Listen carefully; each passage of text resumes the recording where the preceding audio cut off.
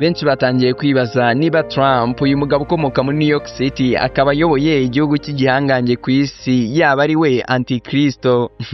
Nyuma y'ifoto yagiye hanze mu minsi yashize, Trump arambuye ukuboko ku muntu urwaye cyane yigize nka Yesu waje gucungura rubanda nyamwinshi. Yongeye gushyira indi foto hanze iri kurikoroza ku mbuga nkoranyambaga hirya no hino ku isi ndetse we no kugeza hamwe mu cyaro kibi. Iyi yo igaragaza ishusho ya Yesu ahagaze inyuma ya Trump, undi asa nk'ugiye kwegama mu gituza cya Yesu, akaboko kamwe ka Yesu gafashe ku rutugu akandi gafashe mu gituza cya Trump. Benshi bakunze kuvuga ko kwigaragaza nk'Imana cyangwa se kwita intumwa y'Imana ari imwe mu ntwaro abanyapolitike bakunze gukoresha mu kwigaragaza nk'intwari z'abaturage babereye abayobozi. Nyaboneka kanda subscribe niba utarayikora ndetse ukande like, ntiwibagirwe no gusangiza abandi. Uyu mugabo usanzwe akora udutenda akoresheje ubwenge buhangano, hari video yamaze kujya hanze igaragaza Trump na Papa Leo wa 14 bari mu kibuga cy'imirwano. Gusa uko bigaragara si we wayikoze, kuko uyu ukunze kwita intwari ya Amerika yakubiswe ndetse kandi yandagazwa na Papa Leo wa 14. Ushobora kwibaza uti ese ibi byo byatangiye ryari? Ongera akavorime gake hanyuma utuze nkubwira akantu ku kandi. Ubundi ibi byose uyu mugabo ari kubikora agamije kujomba Papa Leo wa 14. Nyuma yuko Trump atangaje ko agiye kurimbura Iran, mbese agiye kurimbura civilization ya Iran, ubwo harimo ibikorwa remezo yubatse kuva mu myaka ya kera cyane, societe civile n'ibindi byinshi bigiye bitandukanye. Nyuma y'imvugo ya Trump, Papa Leo wa 14 nawe niyatinze gusubiza Trump, kuko nawe yahise yandika avuga ko Imana yonyine ari ifite ubushobozi ku kiremwa muntu yaremye. Ati wowe Trump nta bushobozi ufite ku kiremwa muntu. Kuba byibuka neza, nyuma y'urupfu rwa Papa Francis, Donald Trump yagaragaye yiyambitse imyenda ya Papa yifashishije ubwenge buhangano artificial intelligence. Bamwe bati yashakaga kwerekana ko abizi ko umunyamerika ari uzasimbura nyiricyubahiro Papa Francis. None ngaho uyu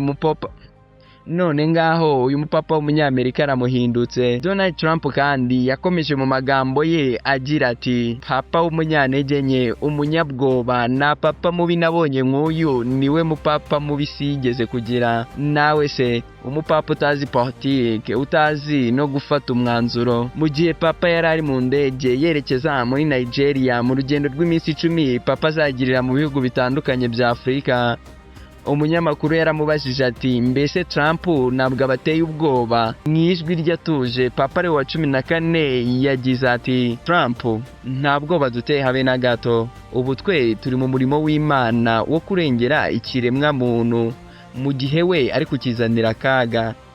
Nyamara uyu mugabo buri wese ugize icyo amuvugaho najya abasha kwishira, ahubwo nawe aramusubiza. Mu minsi ishize yabwiye Macron ati, wowe ukubitwa n'umugore ushigenda n'ubundi ntacyo watumarira.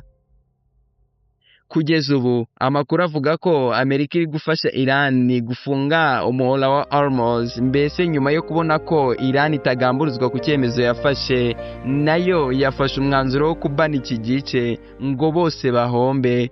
Nyamara bamwe mu basesenguzi basesengura ibijyanye na politike bagaragaza ko Amerika ishobora kuba iri gukora igikorwa cyangwa se umushinga yize neza intambwe ku yindi kugira ngo bize kutworohera. Reka tubyite Operation Black Gold Dominion.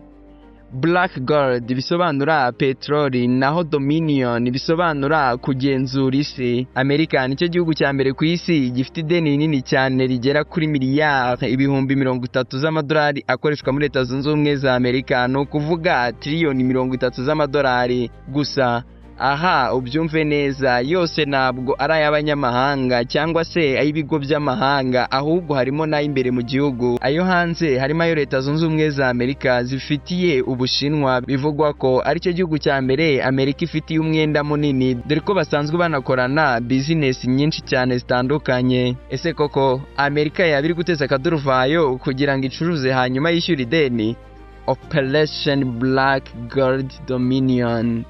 Dusubire mu kiganiro gitaha aho tuzarebera hamwe iby'iyi Operation Black Gold Dominion.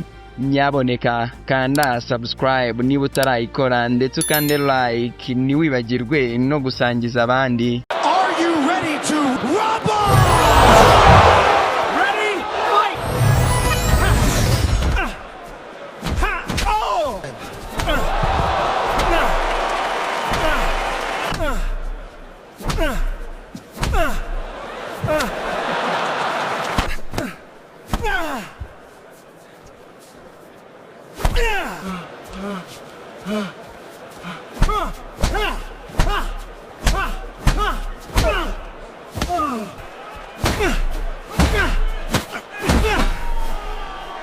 Please have mercy.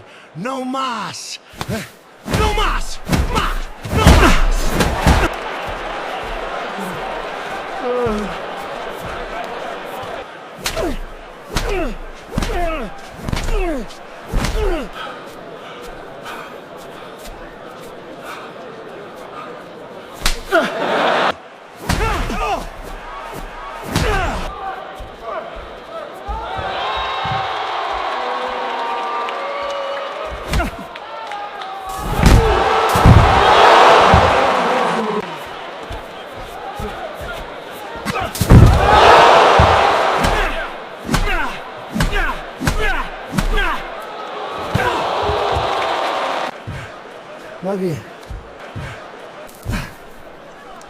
In nomine Patris et Filii et Spiritus Sancti.